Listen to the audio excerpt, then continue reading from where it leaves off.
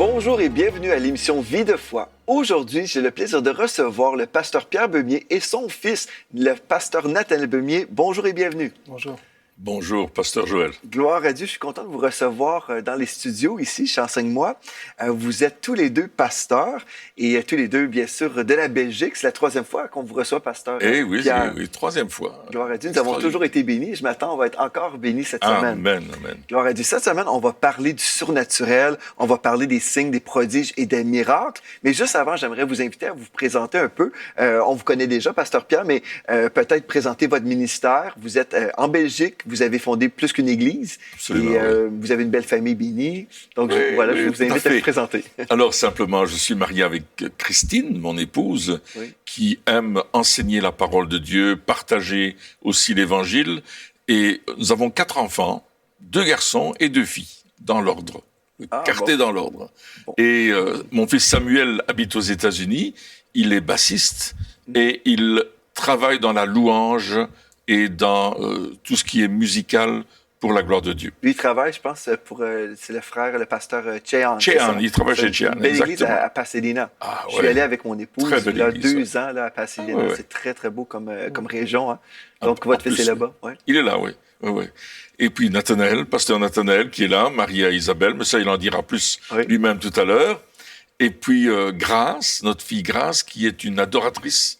Son cœur, c'est chanter. Elle se lève le matin, elle chante. Elle rentre le soir, elle se met au piano, elle chante. Elle coach des groupes de louanges, etc. C'est vraiment une adoratrice, c'est son cœur pour Dieu. Bien sûr, elle a un travail séculier à côté de ça, mais c'est vraiment son appel. Et puis, nous avons notre fille Mélodie, qui est la dernière, la plus jeune, et elle écrit des livres pour enfants. Elle aime écrire des livres pour enfants. Elle est à son 10e livre. Wow. Elle a écrit un livre spécialement pour Pâques. Et ça parle aux enfants, pas seulement aux enfants chrétiens, mais aussi aux enfants non chrétiens, parce qu'elle arrive à mettre les histoires de la Bible, les récits bibliques, d'une façon que les gens, ils s'intéressent, ils suivent quelque chose. Et c'est toute une série de livres. C'est le grand livre d'Amy.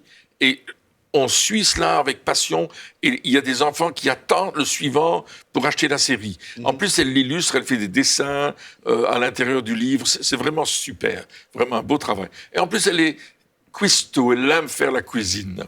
Et elle cuisine pour des événements dont Nathanaël va nous parler tout à l'heure, mais c'est extraordinaire. Voilà, ça c'est notre famille. Ben, gloire à Dieu, vous êtes une famille bénie. Et vous, pasteur Nathanaël, vous êtes le 3e, deuxième. Le 2e, OK, c'est ça, faut que je suive. Là.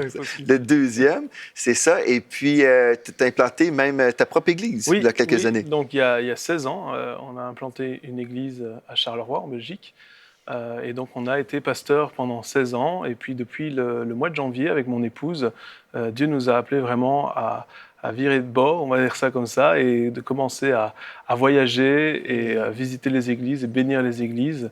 Et c'est ce qu'on a commencé à faire. Donc, on a remis l'église et on a fait ça. On travaille également au niveau de la louange, l'adoration. On a commencé à travailler sur un nouvel album. On a déjà sorti 2 clips de louange. Et en dehors de ça, je travaille également dans un ministère qui s'appelle Explosion. C'est un ministère pour la jeunesse, c'est un mouvement de jeunesse en Belgique.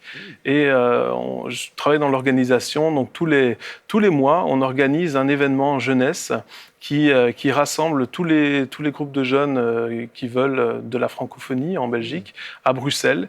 Et on a quelques centaines de jeunes qui viennent tous les mois pour ces événements. Et donc, on est aussi en direct sur Internet.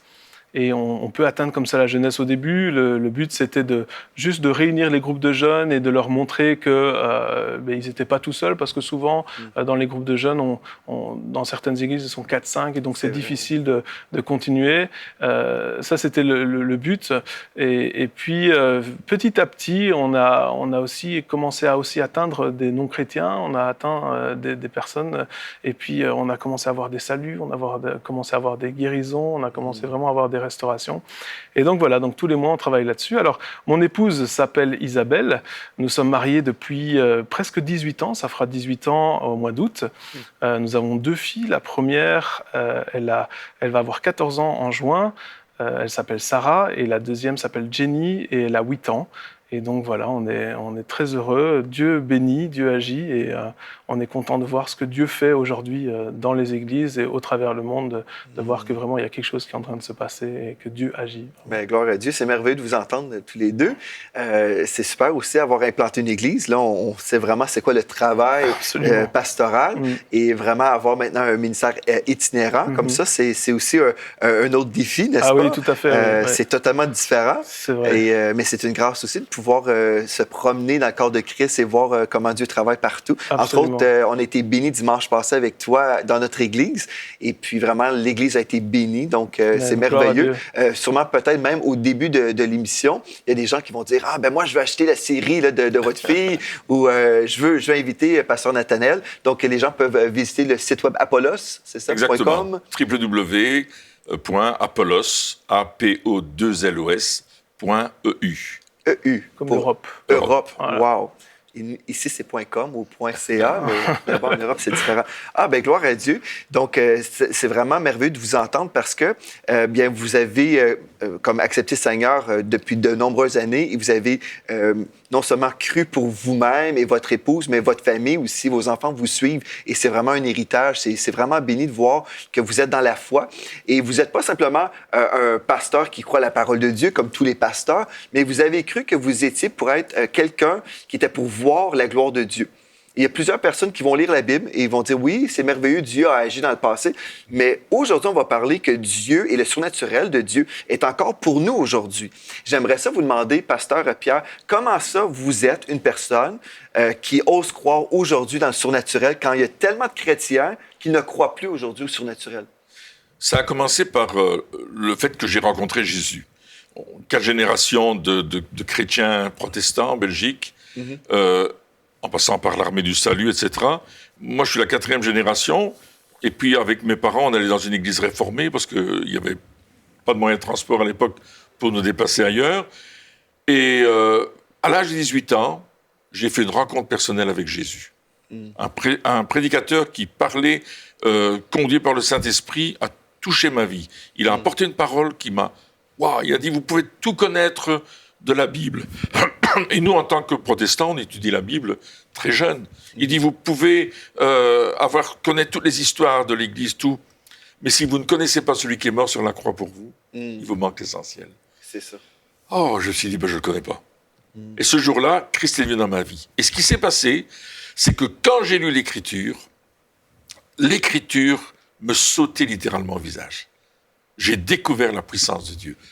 Vous avez reçu des rémas, là. Vous avez Absolument. vraiment reçu des rémas où l'Esprit de Dieu s'est révélé à vous personnellement. Et quand, justement, on rencontre le Seigneur Jésus, on ne rencontre pas une religion, mais on rencontre une personne avec qui nous pouvons avoir une relation intime. Donc, vous avez rencontré le Seigneur qui était pour vous une révélation surnaturelle. Et c'est pour ça que vous avez cru dans le surnaturel. Et puis, vous avez cru que ce Dieu vivant était le même hier, aujourd'hui et éternellement. S'il guérissait dans le temps de la Bible, bien, il pouvait guérir encore aujourd'hui. Oui. Et je voyais ces récits bibliques et je me dis, waouh, moi, je veux voir ça. Je veux voir cette parole s'accomplir. Comment est-ce qu'on fait? Et il fallait se poser des questions. Hein. Alors, il n'y avait pas souvent des moments où on chassait des démons, on priait bien pour les malades dans l'église, etc. Mais on a commencé à faire de l'évangélisation. Et là, on était confronté à des puissances, on a été confronté à des démons qui se sont manifestés, et il fallait les chasser. Comment est-ce qu'on fait? Alors, regardez dans la Bible comment Jésus faisait. Il chassait simplement le démon, il disait de se taire, et il le disait pars. Alors, on a essayé de faire ça, on l'a fait, bien maladroitement, mais on l'a fait. On a commencé à prêcher sous des chapiteaux. Pardon. On avait vraiment cette révélation extraordinaire que Dieu faisait des miracles aujourd'hui. Et on l'a vu faire. Gloire à Dieu. Et toi, Pasteur Nathanaël, tu as grandi dans un foyer chrétien et tu as vu tes parents opérer dans le surnaturel. Absolument. Est-ce que tu as déjà passé par un temps où tu as remis en question le surnaturel étant dans un foyer chrétien? Parce que moi, en tout cas, je peux juste te dire que oui, j'ai vécu des choses surnaturelles, mais des fois, l'ennemi vient contre nous pour nous distraire et nous faire prendre un autre chemin. Ben, oui, au fait, il y a eu un temps, j'étais déjà dans le ministère en tant que pasteur en plus, donc, il y a eu un moment où on a prié pour des personnes une dame, je me souviens, qui avait un cancer. Et dans la même réunion, on avait prié pour une dame qui était en chaise roulante et elle s'est levée. Wow. Et c'était extraordinaire de voir ça. Mais dans un même temps, il y a une dame qui avait un cancer, on avait prié pour elle, et quelques mois plus tard, elle est décédée. Et ça, je me souviens que ça m'a fait vraiment, ça m'a fait vraiment mal. Et ça a comme cassé quelque chose en moi. Je me disais, Seigneur, moi, je veux plus prier pour les malades, je veux plus, parce que j'ai pas envie d'avoir une déception. Et puis, parce que je vois qu'il y a certains malades qui sont guéris, d'autres qui sont pas guéris. Et j'ai commencé à parler avec certains ministères de guérison internationaux. Et je leur disais, mais enfin, comment ça se fait? Pourquoi? Et là, ils disaient, il y a des personnes, il y a des maladies où c'est comme si on les a vaincus, puis il y en a d'autres, c'est encore un combat, on n'est pas encore... Il y a certains ministères, on a encore du mal avec certaines choses. Je dis, mais c'est pas logique, c'est pas comme ça que ça doit fonctionner. Et donc, pendant tout un temps, je questionnais Dieu. Et puis, un jour, j'étais là et je commençais à devenir amer. Parce que quand on est blessé et qu'on ne règle pas le problème, souvent, on devient amer. Et un jour, j'étais en train de prier. Je dis, Seigneur, je sens que mon attitude, elle n'est pas bonne. Je ne sais pas comment la changer. Je ne sais pas comment faire pour qu'il y ait un changement dans ma vie. Et là, à un certain moment, Dieu m'a dit, comme il l'a dit à Job, il a dit, est-ce que tu étais là quand j'ai créé le ciel et la terre? Est-ce que tu peux dire, toi, que tu connais toutes choses? Et j'ai dû accepter que je ne comprendrai pas toutes choses maintenant. J'ai dû accepter qu'il y a certaines choses que je ne comprends pas, je ne sais pas, et que Dieu est Dieu. Et qu'il n'a pas à se justifier pour ce qu'il a fait, pour les guérisons qu'il n'y a pas eu. Il est Dieu et il n'a pas à se justifier.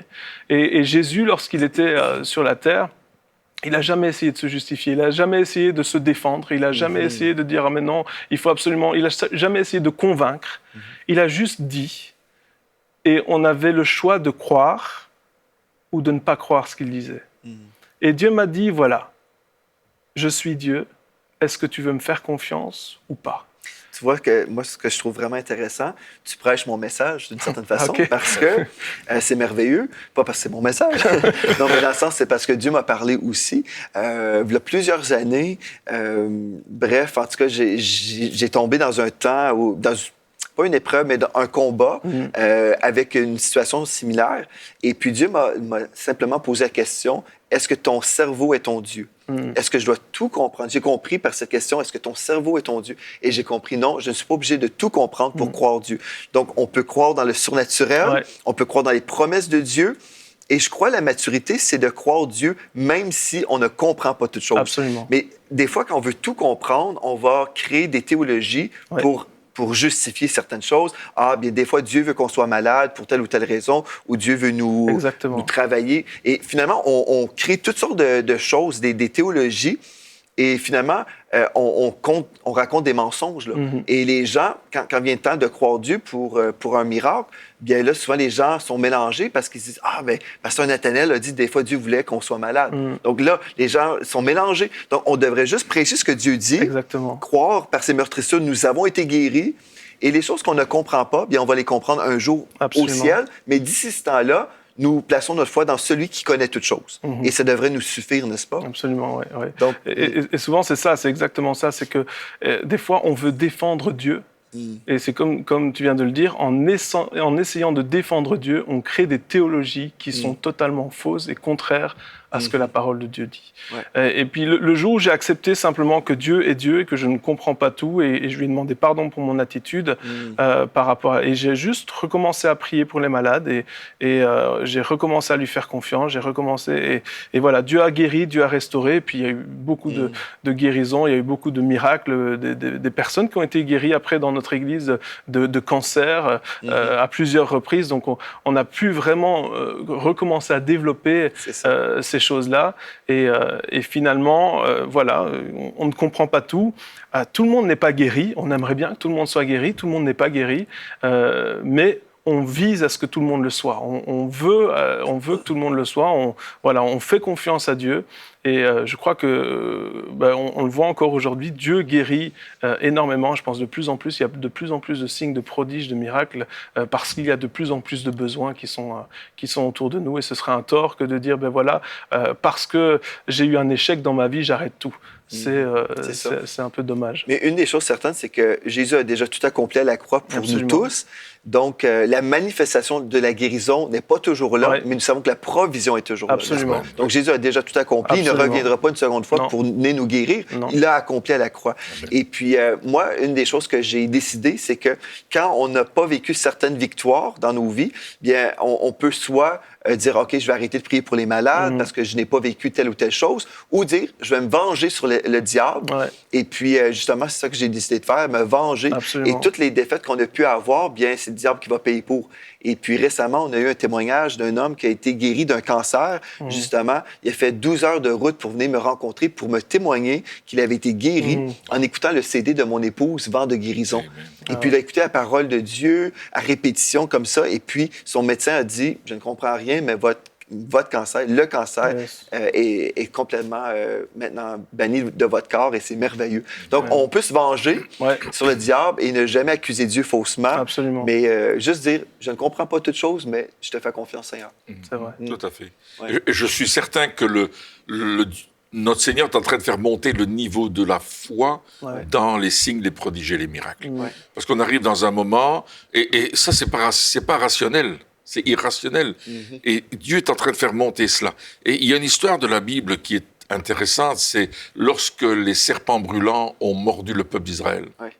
Et Dieu a parlé à Moïse, parce que le peuple est venu voir Moïse en disant, écoute, au secours, bien sûr, le peuple avait péché contre Dieu, et puis il s'est passé cet événement. Et puis Dieu a dit à Moïse, fais un serpent en airain, mets-le sur une perche, et tous ceux qui le regarderont seront guéris. Et on peut dire que c'est irrationnel. On va regarder un bout de bois avec un serpent là, qui est en métal, et puis on va être guéri. Et Jésus est en train de dire ça à Nicodème, il faudra que le Fils de l'homme soit élevé comme le serpent a été élevé. Et ceux qui regarderont à Jésus vont recevoir le salut, la guérison, la délivrance, la transformation de leur vie. Et ça, c'est le message de l'Évangile. C'est la parole de Dieu, de prêcher la puissance de la croix et de la puissance de ce qui s'est produit à la croix pour le salut des âmes. Et c'est aussi simple que ça. Alors, c'est pas rationnel, on peut pas l'expliquer, on peut pas décomposer, oui, on pourrait trouver des raisons théologiques, mais je dis simplement croire à l'œuvre de Jésus-Christ. Et le niveau de foi est en train de grandir dans beaucoup d'églises. Il y a 20 ans d'ici, on parlait très peu de guérison. Il y en avait, mais on parlait très peu. Il y avait des ministères connus pour la guérison à travers le monde. On parlait d'un tel, d'une telle, etc. Et puis, au fur et à mesure, il s'est passé quelque chose. Et on a vu que de plus en plus, les guérisons apparaissaient, qu'il y avait de plus en plus de résultats au niveau de la guérison. Et puis est arrivée cette fameuse coalition où on a dit, mais maintenant on va mettre tous les serviteurs de Dieu qui ont un ministère de guérison ensemble pour faire monter le niveau de foi et le niveau de la guérison dans l'Église et dans le monde. Et c'est ce qui est en train de se passer aujourd'hui. Gloire à Dieu. C'est merveilleux. Et puis, aujourd'hui, vous avez un ministère qu'on pourrait décrire comme étant un ministère de guérison. Vous allez partout, comme Jésus allait de lieu en lieu, faisant du bien, guérissant tous les malades, parce que Dieu était avec lui, tous ceux qui étaient sous l'empire du diable. Et Jésus les libérait, les guérissait. Et puis, vous avez ce même ministère, et même votre fils aussi continue dans cette même vision de guérir les malades. Mais je veux revenir à ma question du début.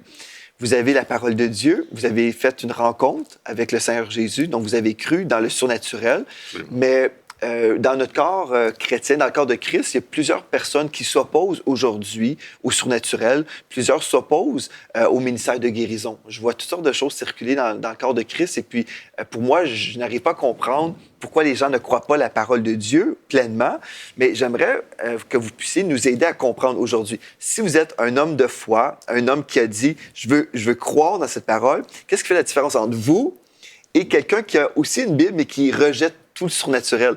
Pourquoi vous êtes spécial, Pasteur Beumier? C'est ça ma question. C'est une bonne question. Merci, Pasteur Joël, d'avoir posé.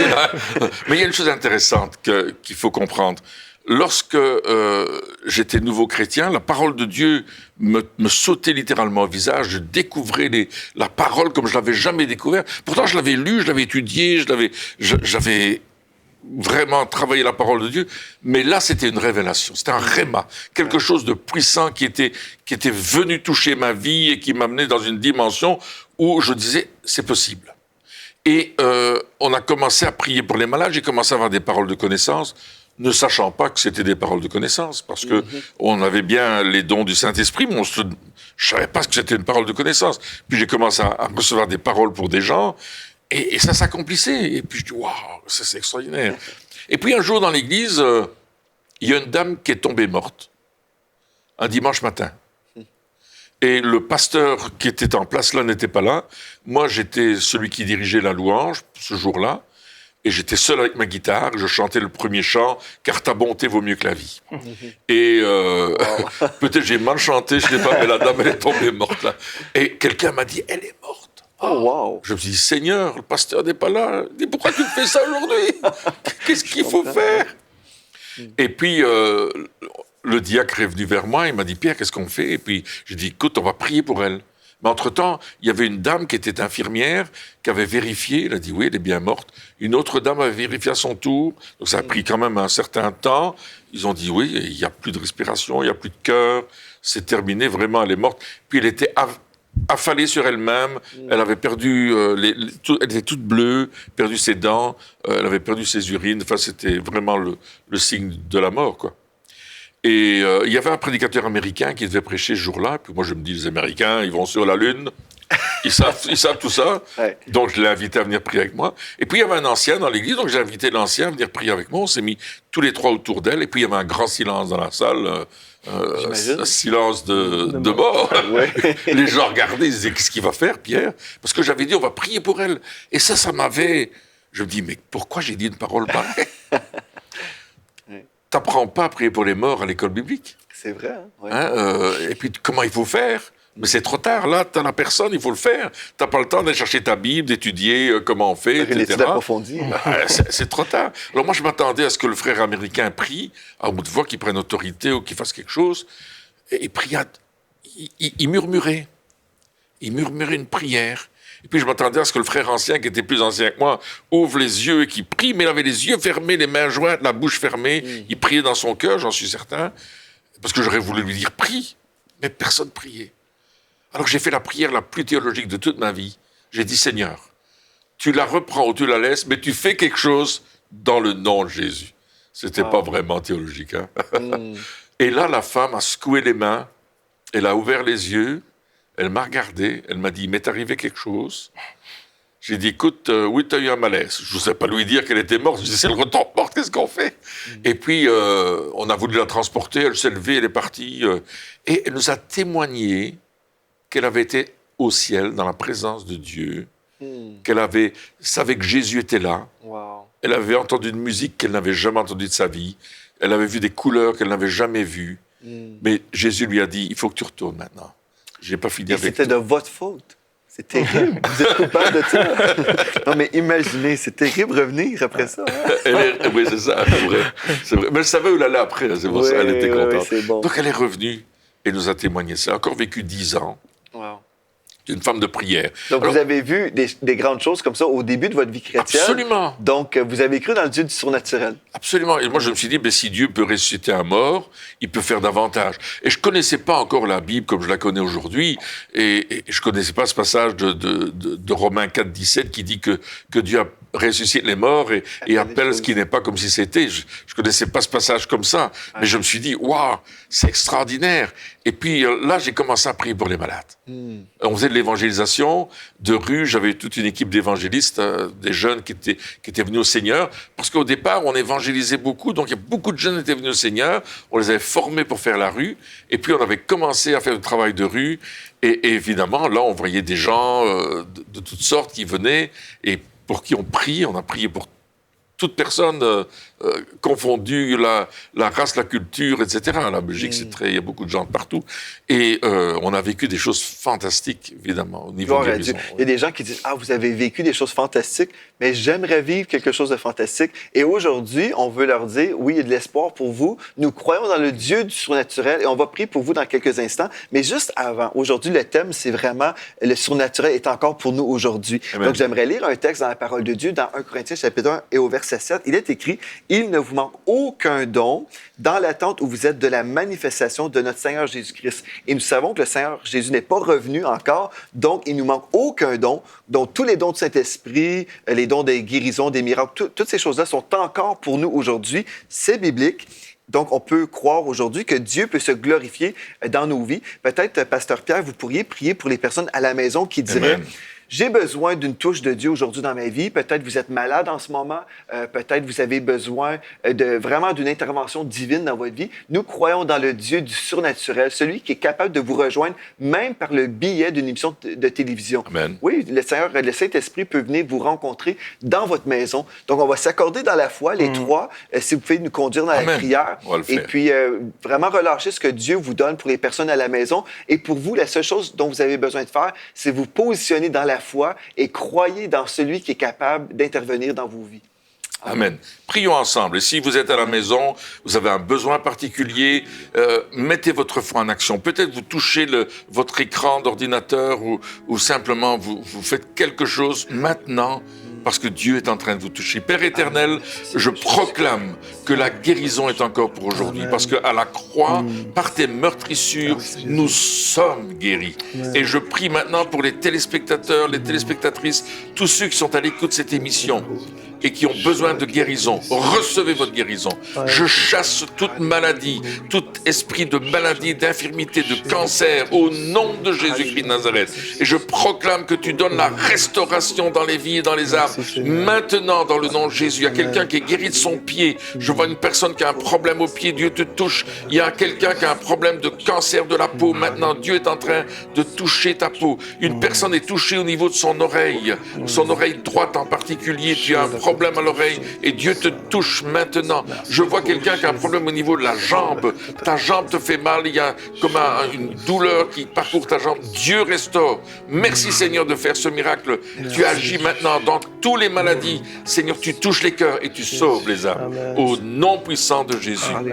Amen. Merci Seigneur Jésus. J'ai reçu aussi, il y a quelqu'un ici, la seule chose que je voyais, c'est la côte. Hein? C'est comme ça qu'on dirait la côte.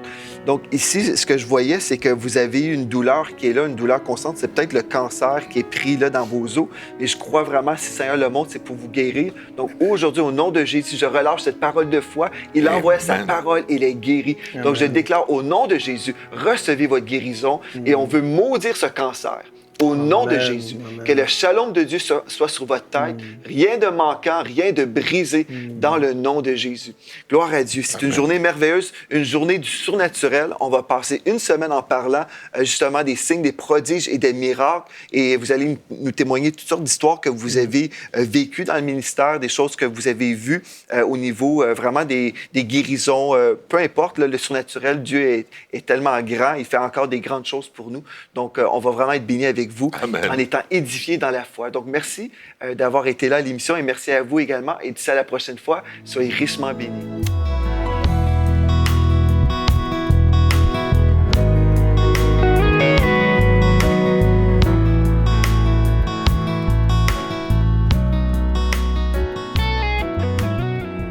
Cette émission est rendue possible grâce au précieux soutien des partenaires d'Enseigne-moi Canal International. Retrouvez tous nos programmes sur emcitv.com.